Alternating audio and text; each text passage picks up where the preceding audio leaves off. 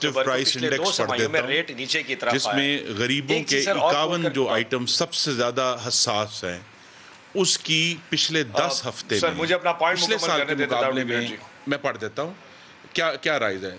जो लेटेस्ट 30 सितंबर के हमारे पास नंबर्स हैं, 15%, उससे पिछला हफ्ता 16.25%, उससे पिछला हफ्ता 17.1%, उससे पिछला हफ्ता 17.2%, उससे पिछला हफ्ता 15.5%, 15.9%, 15.5%, 16.6%, 15.8%, 15.5%। ये पिछले साल के मुकाबले में सेंसिटिव प्राइस इंडिकेटर आपका जो स्टैटिस्टिकल ब्यूरो की वेबसाइट है ना, ये वो नंबर है। मैं वो नंबर्स पढ़ रहा हूँ क्योंकि ये गरीबों से बराह रास्त जो 51 आइटम्स हैं, ये उनका ताल्लुक है।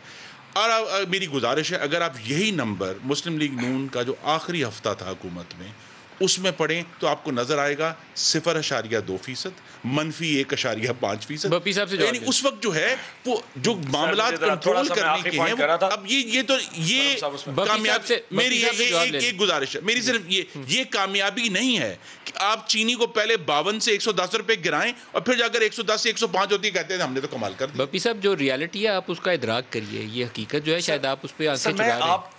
मलिक साहब, आपने मेरी बात को गौर से सुना नहीं। मैंने पॉइंट ये क्लियर किया कि कोविड आने के बाद और वैक्सीनेशन के बाद जब इकोनॉमिक जब साइकिल उठा है, आपको शायद याद हो, थोड़ा सा मैं क्लियर करूं, पिछले साल -$7 के ऊपर बैरल के ऊपर जो है ना तेल बिकता रहा।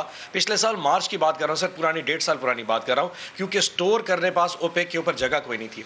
आज $82 पे चला गया है। अब ये $82 सर हमने नहीं किया, इंटरनेशनल तेल की कीमत बढ़ी, उसका इम्पैक्ट पाकिस्तान जैसे मुल्क में हर चीज़ में ऑटोमेटिकली, चाहे वो मुर्गी क्यों ना हो, उसमें भी ट्रांसलेट हो जाए, क्योंकि ट्रांसपोर्ट की प्राइसेस ऑटोमेटिकली बढ़ जाती होती हैं। So my point of view is कि चीज़ें दुनिया में इतनी, और एक चीज़ और बताऊं सर, 2008 के बाद जो कमोडिटी के जो सबसे बड़ा जो एक दुनिया का बेंचमार्क बना था, वो 2008 का जब रिप्रेशन आया था, उसके बाद आज 2021 में उससे ज़्यादा महंगाई चली गई है। यानी कि वो जो इन्फ्लेशन का जो कॉन्सेप्ट जो आके सप्रेस करता है, वो दुनिया में हर जगह पर ज़्यादा कर रहा है। पर रेस्ट एश्योर, मैं इसलिए बताना चाह रहा हूँ कि सर दुनिया को और पाकिस्तान को भी आपको मैसेज कि ये चीज़ें सिर्फ वक्ती हैं।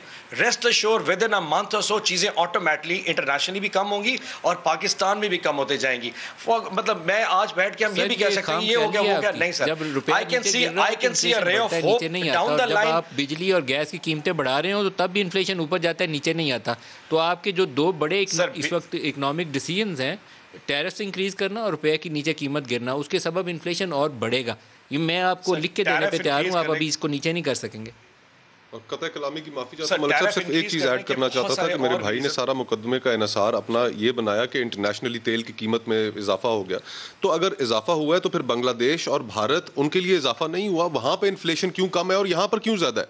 इस चीज़ को भी तो आप मद्देनजर रखिए कि इस वक्त पूरी रीजन में सबसे ज़्यादा जो इन्फ्लेशन है वो पाकिस्तान में है। हमारे यहाँ दो चीज़ें इकट्ठी हो गई हैं, लोगों की अनएम्प्लॉयमेंट बहुत ऊपर चली गई जी, और आमदन कम हो गई है, जीडीपी ग्रोथ नीचे गिर गई, कोविड का वो इम्पैक्ट जो नालायकी से बार बार मर्ग होगी पाकिस्तान की। अब आपको नालायकी की वजह से, अगर आप जब आपको 125 के ऊपर डॉलर मिला था, आप उसको 170 पर ले गए हैं बिकॉज आपकी मजबूरी, आपसे इकोनॉमी मैनेज नहीं हुई। अब उस 170 को बुनियाद बना के कह रहे हैं, अब हम कह रहे हैं तेल की कीमत बढ़ गई। भाई जब लास्ट टाइम मुस्लिम लीग नून की गवर्नमेंट में तेल 75 रुपए हुआ था तो उस वक्त फी लीटर कीमत क्या थी? 86 रुपए, क्योंकि उस वक्त डॉलर की कीमत कम थी। अब आप खुद पहले अपनी नालायकी से उसको 170 पे ले जाते हैं, अब कहते हैं हम क्या करें जी, अब तो हमें 128 रुपए डॉलर करना पड़ेगा। प्राइसेस बढ़ी हैं, जेन्युइनली बढ़ी हैं, वो एक्सक्यूज हम दे सकते हैं कि बढ़ी हैं, लेकिन जो पाकिस्तान में कीमतें बढ़ने की रफ्तार है उससे बहुत ज्यादा